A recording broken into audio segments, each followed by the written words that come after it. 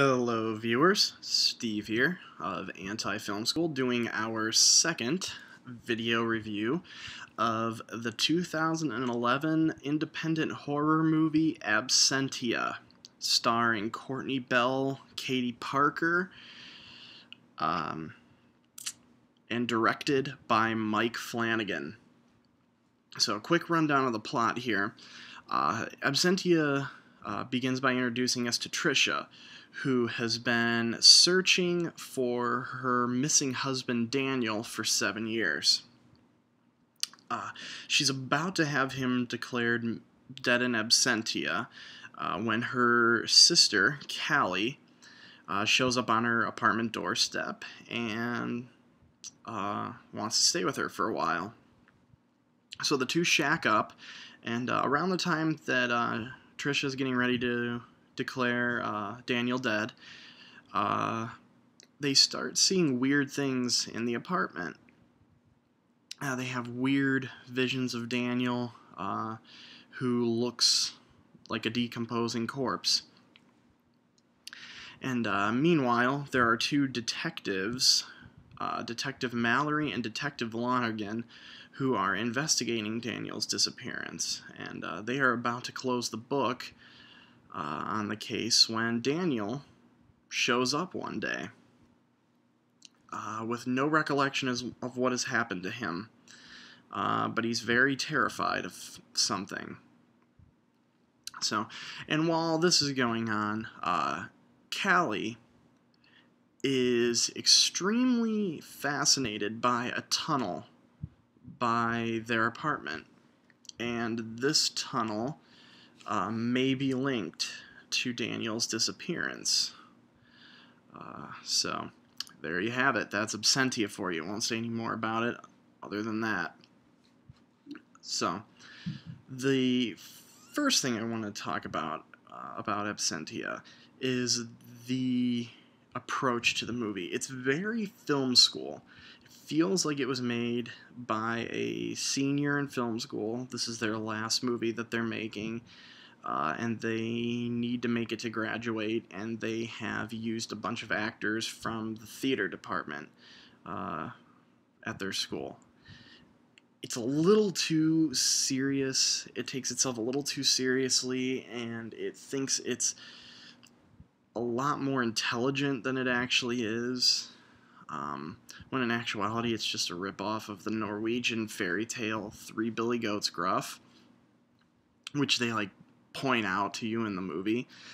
But it has this feeling like it's just a bunch of friends of Mike Flanagan who got together on the weekend and made a movie for like $100. But Mike Flanagan, interesting enough, Mike Flanagan did attend film school, so that probably explains it.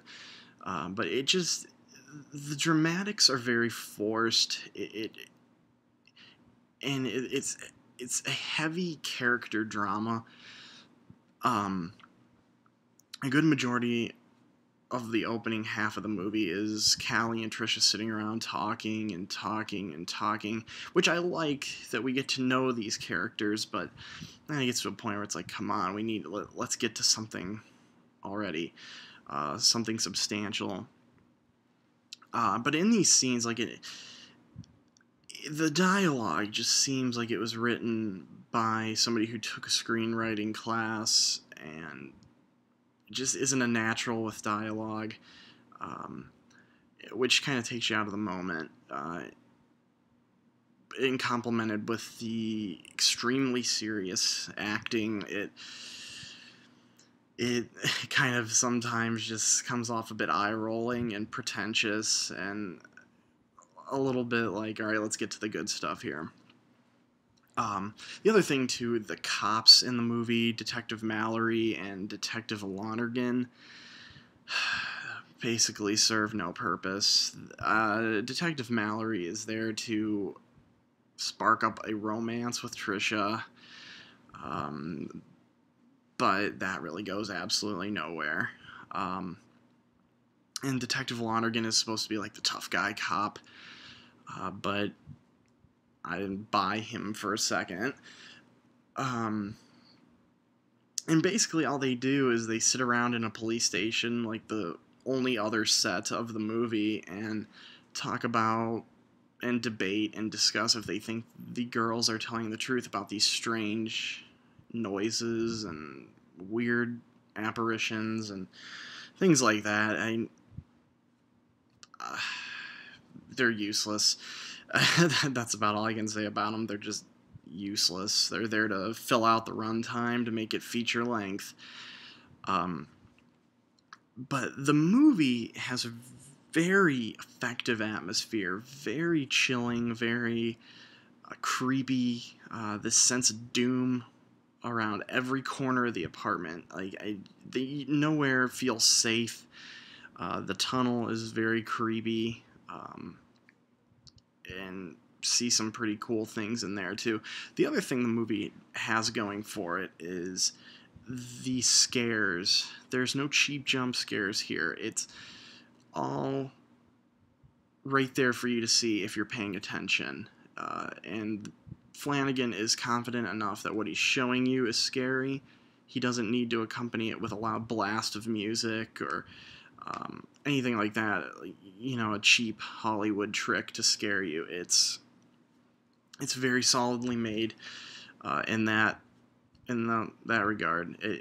It's freaky. The best one is easily when the girls are going through dresses, getting Trisha ready for a date, and the camera cuts away from the closet, and then it cuts back, and Daniel is standing in the closet, the dead Daniel, and he looks very creepy, and it gets you to, whoa, for a second, and that's kind of how this movie is. That's how the scares are.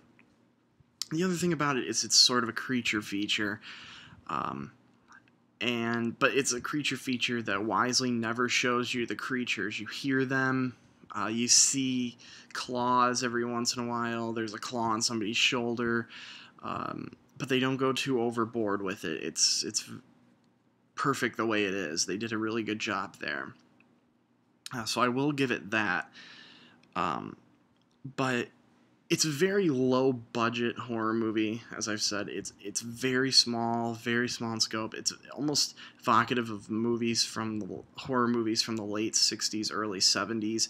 Things sort of like Rosemary's Baby and even stuff like The Exorcist and Halloween and the Texas Chainsaw Massacre, types of movies like that. Not really necessarily in what it's about, but it's just the approach to it, that it's being made for very little, and they realize that what the movie implies needs to be scary.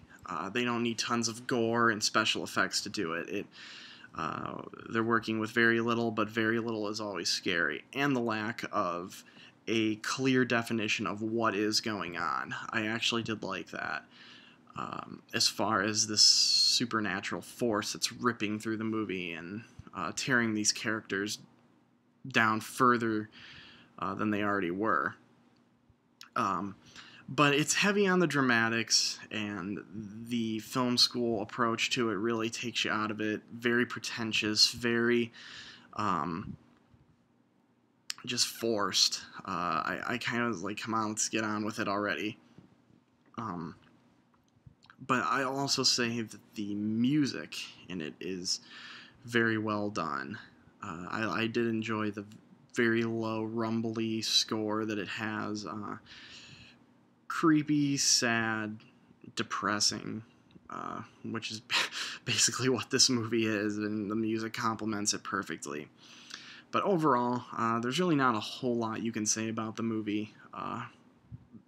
The other cool thing about it is Doug Jones of Hellboy, Hellboy 2, Pan's Labyrinth. He played Abe Sapien in Hellboy. If you're a big movie fan, you know who he is. Has a small role in the movie. He's in it for maybe about 5 minutes, and I would assume that half the movie's budget went to paying him to be in it, because he's here, and he's pretty good. The little bit you see of him, it's nice to not see him dipped in makeup and contorted and doing all sorts of weird stuff with his body like he's normally doing as Abe Sapien. So I thought that was really cool. If you're a big movie fan, keep an eye out for him. He's in there. But overall, I'd say Absentia, grade C+, average movie, and nothing that demands you see it now. There's been a lot of hype about it. I've heard about it through numerous other film blogs, horror blogs, etc. Even had a couple of people tell me it's pretty good. I take it or leave it as far as I'm concerned with it. There's nothing about it that would make me want to revisit it or add it to my collection of movies. I've seen it once. Maybe if you watch it late at night, around midnight with all the lights out, then it might be a little bit better. I watched it early evening, and I wasn't afraid to go to bed at night. I wasn't afraid I was going to hear any hissing noise coming out of my closet or something like that. I wasn't afraid I was going to see the dead Daniel standing over my bed. So that's just me, I guess. Wasn't a huge fan of it. So Absentia, it's on Netflix Instant Watch if you feel compelled to watch it.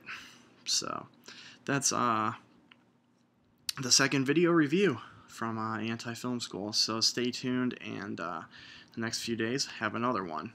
So see ya.